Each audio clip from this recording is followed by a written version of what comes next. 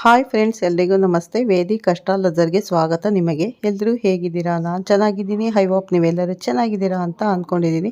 Please friends, ಈ ವಿಡಿಯೋನ ಫಸ್ಟಿಂದ ಕೊನೆವರೆಗೂ ಸ್ಕಿಪ್ ಮಾಡದೆ ನೋಡಿ. ನಿಮ್ಗೆ ಇಷ್ಟ ಆದರೆ ಲೈಕ್ ಮಾಡಿ, ಶೇರ್ ಮಾಡಿ. ಹಾಗೆ ವೇದಿಕ್ ಅಸ್ಟ್ರಾಲಜರ್ಗೆ ಸಬ್ಸ್ಕ್ರೈಬ್ ಆಗೋದನ್ನು ಖಂಡಿತ ಮರಿಬೇಡಿ. ಪಕ್ಕದಲ್ಲಿರೋ ಬೆಲ್ ಐಕನ್ ಕೂಡ ಕ್ಲಿಕ್ ಮಾಡಿ. ನಾವು ಹಾಕೋ ಪ್ರತಿಯೊಂದು ವಿಡಿಯೋ ನಿಮಗೆ ನೋಟಿಫಿಕೇಷನ್ಗೆ ಬರುತ್ತೆ, ತಕ್ಷಣ ನೋಡ್ಬೋದು ಸ್ನೇಹಿತರೆ. ಈ ವಿಡಿಯೋ ಇಷ್ಟ ಆದರೆ ಓಂ ಶ್ರೀ ಗುರು ರಾಘವೇಂದ್ರಾಯ ನಮಃ ಅಂತ ಒಂದು ಕಮೆಂಟ್ ಕೊಡೋದನ್ನು ಕೂಡ ಮರಿಬೇಡಿ. ನಾನು ಇವಾಗ ತಿಳಿಸ್ಕೊಡ್ತಾ ಇದ್ದೀನಿ ತುಲಾ ರಾಶಿ ಏಪ್ರಿಲ್ ರಾಶಿ ಭವಿಷ್ಯವನ್ನು. ಈ ವಿಡಿಯೋನ ಎಲ್ಲೂ ಸ್ಕಿಪ್ ಮಾಡದೆ ನೋಡಿ ಅಂತ ಕೇಳ್ಕೊತೀನಿ. ಬನ್ನಿ ಸ್ನೇಹಿತರೆ, 2026ರ ತುಲಾ ರಾಶಿ ವರ್ಷ ಭವಿಷ್ಯ ಹೇಗಿರುತ್ತೆ ಅಂತ ನೋಡೋಣ. 2026 ತುಲಾ ರಾಶಿಯವರಿಗೆ ಹೇಗಿದೆ, ವರ್ಷ ಪೂರ್ತಿ ಹೇಗಿರುತ್ತೆ, ವರ್ಷ ಭವಿಷ್ಯ ಏನು ಹೇಳುತ್ತೆ ಅಂತಕ್ಕಂಥದ್ದನ್ನು ನಾವು ನೋಡಿದಾಗ ಈಗಾಗಲೇ ಎಲ್ಲ ಜ್ಯೋತಿಷ್ಯರು ಹೇಳಿದ್ದಾರೆ. ಗಜಕೇಸರಿ ಯೋಗ ಕೂಡ ನೀವು ಮುಟ್ಟಿದ್ದೆಲ್ಲ ಚಿನ್ನ, ಅನುಕೂಲಗಳಾಗುತ್ತೆ, ಯಾವುದೇ ರೀತಿ ತೊಂದರೆ ಆಗಲ್ಲ. ಆದರೆ ಕೆಲವರು ಪ್ರಶ್ನೆ ಮಾಡ್ತೀರಾ, ಮುಟ್ಟಿದ್ದೆಲ್ಲ ಚಿನ್ನ ಅಂತಾರೆ, ಬರೀ ನಷ್ಟಗಳೇ ಆಗ್ತಾ ಇದೆ ಯಾಕೆ ಅನ್ನೋ ಪ್ರಶ್ನೆ ಬಹಳಷ್ಟು ಸ್ನೇಹಿತರು ಕೇಳ್ತಾ ಇದ್ದಾರೆ. ಬಹಳಷ್ಟು ಸ್ನೇಹಿತರು ಮೆಸೇಜು ಕೂಡ ಕಮೆಂಟ್ ಕೂಡ ಮಾಡಿದ್ದಾರೆ. ತುಲಾ ರಾಶಿಯವರಿಗೆ 2026 ವರ್ಷ ಭವಿಷ್ಯದಲ್ಲಿ ಹೇಗಿದೆ ಅಂತ.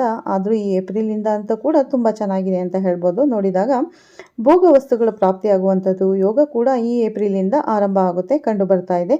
ಮತ್ತು ಬಾಕಿ ವಸೂಲಿ ಕೂಡ ಮಾಡ್ಕೋತೀರಾ. ಸ್ತ್ರೀ ಸಮಾನ ವ್ಯಕ್ತಿಯಿಂದ ಅಂದರೆ ಶುಭ ಅಂತಕ್ಕಂಥದ್ದನ್ನು ಹೇಳ್ತಾ ಇದೆ. ವಾಹನ ಖರೀದಿ ಮಾಡ್ತಕ್ಕಂಥವ್ರು ವಾಹನ ಖರೀದಿ ಮಾಡ್ಬೋದು. ಈ ಒಂದು ಶುಭ ಯೋಗ ಇದೆ. ಉದ್ಯೋಗದಲ್ಲಿ ಸ್ವಲ್ಪ ಮಟ್ಟಿಗೆ ಕಿರಿಕಿರಿ, ಮತ್ತು ಯಾರು ಉದ್ಯೋಗವನ್ನು ಮಾಡ್ತಾ ಇದ್ದೀರೋ ಉದ್ಯೋಗದಲ್ಲಿ ಕಿರಿಕಿರಿ ಆಗ್ತಕ್ಕಂಥ ಒಂದು ವ್ಯವಸ್ಥೆ ಕೂಡ. ಮತ್ತು ಪ್ರವಾಸವನ್ನು ಹೆಚ್ಚಾಗಿ ಮಾಡ್ತೀರಾ. ಪ್ರವಾಸದಿಂದ ಆಯಾಸ, ರೋಗ ರುಜಿನಗಳು ಉತ್ಪತ್ತಿಯಾಗುವಂಥ ಸಾಧ್ಯತೆ ಕೂಡ ಇದೆ. ತುಂಬ ಹಣ ಖರ್ಚು ಮಾಡಿಕೊಂಡು ಬಿಡ್ತೀರಾ ಮತ್ತು ಸುಮ್ಮನೆ ಅನ್ನೆಸೆಸರಿಯಾಗಿ ವೇಸ್ಟ್ ಖರ್ಚನ್ನು ಮಾಡ್ತೀರಾ. ಬಹಳಷ್ಟು ಜನಕ್ಕೆ ಪರಸ್ತ್ರೀಯರ ಸಹವಾಸವನ್ನು ಇಟ್ಕೊಂಡಿರೋವಂಥವ್ರಿಗೆ ತೊಂದರೆ ಕಟ್ಟಿಟ್ಟ ಬುತ್ತಿ ಅಂತ ಹೇಳ್ಬೋದು. ಚೆನ್ನಾಗಿ ಅರ್ಥ ಮಾಡ್ಕೊಳ್ಳಿ. ಮಾಡ್ತಕ್ಕಂಥ ವ್ಯಾಪಾರ ವ್ಯವಹಾರಗಳಲ್ಲಿ ದೃಷ್ಟಿ ದೋಷದಿಂದ, ಶತ್ರು ಬಾಧೆಗಳಿಂದ ತೊಂದರೆ ಅಂತಕ್ಕಂಥದ್ದು ಹೇಳ್ತಾ ಇದೆ. ಈ ಪರಾಭವ ಸಂವತ್ಸರ ಯುಗಾದಿ ನಂತರ ಸ್ವಲ್ಪ ಎಚ್ಚರಿಕೆಯನ್ನು ವಹಿಸಬೇಕಾಗುತ್ತೆ. ಕೆಲಸವನ್ನು ಮಾಡಿ ಇನ್ನು ಹಿತಶತ್ರುಗಳು ಕೂಡ ಆಗಾಗ ತೊಂದರೆಯನ್ನು ಕೊಡ್ತಾರೆ ಸ್ವಲ್ಪ ಮಟ್ಟಿಗೆ. ಅದರಿಂದ ತತ್ತರಿಸಬೇಕಾಗುತ್ತದೆ. ಕಲಹಗಳನ್ನು ಕೂಡ ಮಾಡ್ಕೋತೀರಾ ಸ್ನೇಹಿತರೆ. ಕಲಹಗಳನ್ನು ಮಾಡ್ಕೋಬೇಡಿ, ಅದರಿಂದ ಯಾವುದೇ ಪ್ರಯೋಜನ ಇಲ್ಲ. ಯಾರನ್ನು ಕೂಡ ಹೆಚ್ಚಿಗೆ ನಂಬಬೇಡಿ. ನಿಮ್ಮ ಬುದ್ಧಿ ನಿಮ್ಮ ಕೈಯಲ್ಲಿ ಇಟ್ಕೊಳ್ಳಿ.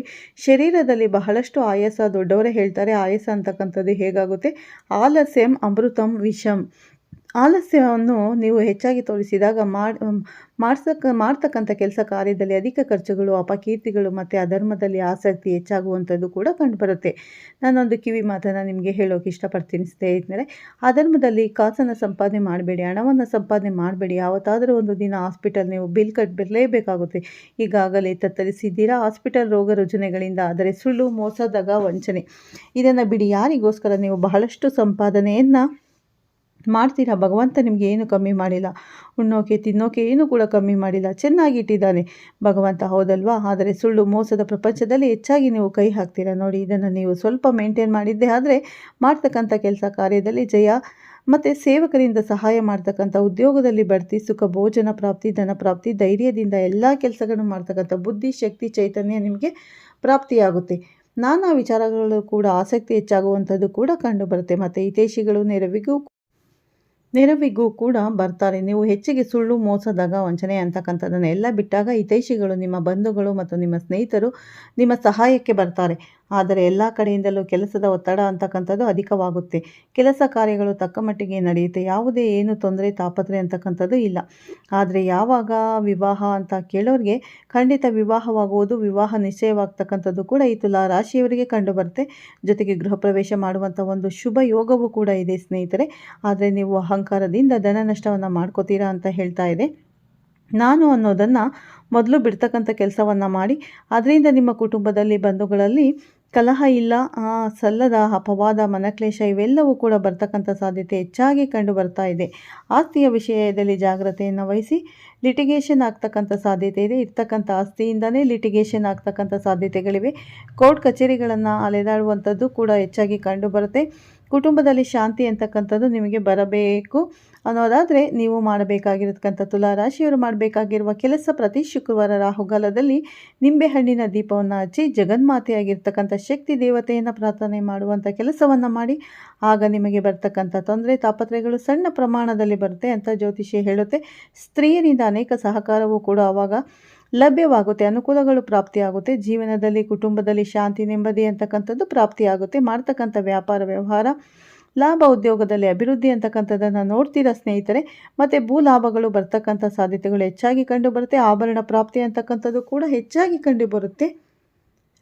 ಈ ವರ್ಷದಲ್ಲಿ ಹೆಚ್ಚಾಗಿ ನೀವು ಮಾಡಬೇಕಾಗಿರ್ತಕ್ಕಂಥ ಕೆಲಸ, ಬಡವರಿಗೆ ಅನ್ನದಾನವನ್ನು ಮಾಡಿ. ಯಾರಾದರೂ ಒಂದು ಬಂದು ಊಟ ಅಂತ ಕೇಳಿದರೆ ಅವರಿಗೆ ಊಟ ಇಲ್ಲ ಅಂತ ಯಾವುದೇ ಕಾರಣಕ್ಕೂ ಹೇಳಬೇಡಿ. ನಿಮ್ಮ ಕೈಯಲ್ಲಿ ಏನಿದೆಯೋ ಅದನ್ನು ದಾನವಾಗಿ ಕೊಟ್ಟು, ಪರಮಾತ್ಮ ನನ್ನ ಕೈಯಲ್ಲಿ ಇಷ್ಟಿತ್ತಪ್ಪ, ನಾನು ಕೊಟ್ಟಿದ್ದೇನೆ, ನನಗೆ ಅನುಗ್ರಹವನ್ನು ಮಾಡು ಅಂದರೆ ಭಗವದ್ಗೀತೆಯಲ್ಲಿ ಒಂದು ಶ್ಲೋಕ ಹೇಳುತ್ತೆ, ಕರ್ಮಣ್ಯವಾಧಿಕಾರಸ್ಯ ಮಹಾಫಲೇಶು ಕದಾಶನ ಕರ್ಮ ಅಂತಕ್ಕಂಥದ್ದು. ಯಾರನ್ನೂ ಬಿಡಲ್ಲ ರೀ, ಚೆನ್ನಾಗಿ ಅರ್ಥ ಮಾಡ್ಕೊಳ್ಳಿ. ಬಹಳಷ್ಟು ಜನ ತುಲಾರಾಶಿಯವರಿಗೆ ಸ್ವಲ್ಪ ಅಹಂ ಅಂತಕ್ಕಂಥದ್ದು ಅಧಿಕವಾಗುತ್ತೆ. ನೀವೇ ಹಗಲು ತೋಡಿದ ಗುಂಡಿಯಲ್ಲಿ ರಾತ್ರಿ ಹೋಗಿ ಬೀಳ್ತಕ್ಕಂಥ ಸಾಧ್ಯತೆಗಳಿವೆ. ಎಚ್ಚರಿಕೆಯಿಂದ ವರ್ಷವನ್ನು ಕಳೀತಕ್ಕಂಥ ಕೆಲಸವನ್ನು ಮಾಡಿ.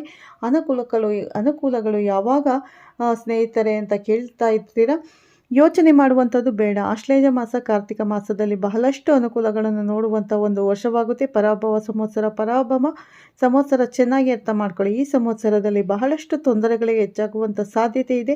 ಕೆಲ ಜ್ಯೋತಿಷ್ಯರು ಹೇಳ್ತಾರೆ ರಾಜಯೋಗ, ಗಜಕೇಸರಿ ಯೋಗ, ಆ ಯೋಗ ಈ ಯೋಗ ಇಲ್ಲದೆ ಇರ್ತಕ್ಕಂಥದ್ದನ್ನೆಲ್ಲ ಹೇಳಿ ನಿಮ್ಮನ್ನು ಮೇಲೆತ್ತಿಸಿ ಬಿಟ್ಟಿದ್ದಾರೆ ಹಠಕ್ಕೆ. ಆದರೆ ಗ್ರಹಚಾರ ಅಂತಕ್ಕಂಥದ್ದು ಯಾರನ್ನು ಕೂಡ ಬಿಡಲ್ಲ. ನೀವು ಮಾಡಬೇಕಾಗಿರುವಂಥ ಕೆಲಸ ಏನು ಗೊತ್ತಾ, ಪರಿಹಾರ. ಪ್ರತಿನಿತ್ಯ ಶಕ್ತಿ ದೇವತೆಗೆ ನಮನವನ್ನು ಸಲ್ಲಿಸುವಂಥದ್ದು ಅಥವಾ ಲಲಿತ ಸಹಸ್ರನಾಮವನ್ನು ಪಾರಾಯಣ ಮಾಡುವಂಥ ಕೆಲಸವನ್ನು ಮಾಡಿ. ಆಗ ಬರ್ತಕ್ಕಂಥ ದೋಷ ಪ್ರಮಾಣಗಳು ಕಮ್ಮಿಯಾಗುತ್ತೆ, ಅನುಕೂಲಗಳು ಪ್ರಾಪ್ತಿಯಾಗುತ್ತೆ.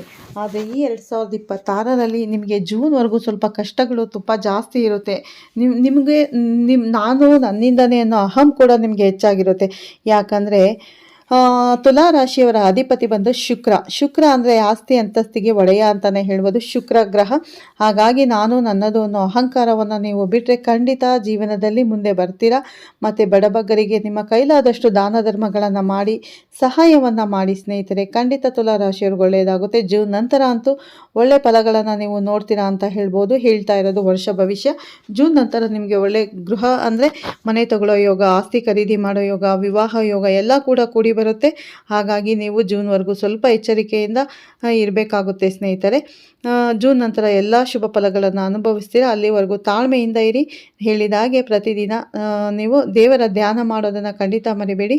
ಮತ್ತು ಶಕ್ತಿ ದೇವತೆ, ಅಧಿದೇವತೆಯನ್ನು ಪೂಜಿಸಿ. ಖಂಡಿತ ನಿಮಗೆ ಲಿಂಬೆಹಣ್ಣಿನ ದೀಪನ ಹಚ್ಚಿ ಪ್ರತಿ ಶುಕ್ರವಾರ ಅಂತ ಹೇಳ್ತಾ ಖಂಡಿತ ಒಳ್ಳೆಯದಾಗುತ್ತೆ ಸ್ನೇಹಿತರೆ ತುಲಾ ರಾಶಿಯವರಿಗೆ ಅಂತ ಹೇಳ್ತಾ ಈ ವಿಡಿಯೋನ ಇಲ್ಲೇ ಎಂಡ್ ಮಾಡ್ತಾ ಇದ್ದೀನಿ. ಈ ವರ್ಷ ಭವಿಷ್ಯ ನಿಮಗೆ ಇಷ್ಟ ಆದರೆ ಲೈಕ್ ಮಾಡಿ, ಶೇರ್ ಮಾಡಿ. ತುಲಾ ರಾಶಿಯವರಿಗೆ ಶೇರ್ ಮಾಡೋದನ್ನು ಖಂಡಿತ ಮರಿಬೇಡಿ. ಹಾಗೆ ಹೊಸದಾಗಿ ನೋಡ್ತಾ ಇರೋರು ಫಸ್ಟು ನಮ್ಮ ಚಾನಲ್ಗೆ ಸಬ್ಸ್ಕ್ರೈಬ್ ಮಾಡ್ಕೊಳ್ಳಿ. ಪಕ್ಕದಲ್ಲಿರೋ ಬೆಲ್ ಐಕಾನ್ ಕ್ಲಿಕ್ ಮಾಡಿ ಸ್ನೇಹಿತರೆ. ನಾವು ಹಾಕೋ ಪ್ರತಿಯೊಂದು ವಿಡಿಯೋ ನೋಟಿಫಿಕೇಷನ್ಗೆ ಬರುತ್ತೆ, ತಕ್ಷಣ ನೋಡ್ಬೋದು. ಮತ್ತೆ ಸಿಗ್ತೀನಿ ನಿಮಗೆ ಉತ್ತಮ ರಾಶಿ ಭವಿಷ್ಯದೊಂದಿಗೆ ಅಂತ ಹೇಳ್ತಾ ವಿಡಿಯೋನ ಎಂಡ್ ಮಾಡ್ತೀನಿ. ಎಲ್ಲರಿಗೂ ಧನ್ಯವಾದಗಳು. ಪ್ರತಿಯೊಬ್ಬರಿಗೂ ಒಳ್ಳೆಯದಾಗಲಿ ಅಂತ ನಾನು ಕೂಡ ದೇವರಲ್ಲಿ ಪ್ರಾರ್ಥನೆ ಮಾಡ್ತೀನಿ ಸ್ನೇಹಿತರೆ.